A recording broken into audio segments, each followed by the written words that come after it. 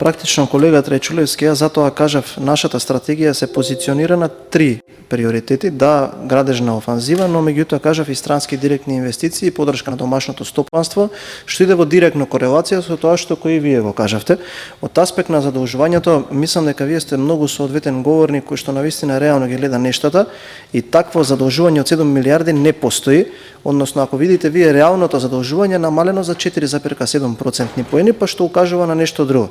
За тоа дали сме влада што за најкратко време има исклучено највеќе стратешки партнерства, тоа е точно, јас сум на тоа особено горд и замислете што сите тие стратешки партнерства доаѓаат со финансиски пакети за реализирање на инфраструктурни проекти кои што ќе останат за доброто на државата. Например, еве замислете сликовито да објаснам. Ние сега зборуваме во јавноста за брза пруга која што ќе се изгради од Табановци до Гевгелија за воз кој што ќе се движи 160 км/ч, а не разговараме за санирање на мостот кон Велес за да може 20 км/ч да се движат возовите. Така да многу е важно сите оние идеи кои што ги имате да ги ставите во некоја програма која што пак повторно кажувам ќе биде за реализација на и санирање на целата патна инфраструктура во нашата држава во износ од прилика од 1 милијарда евра. Благодарам.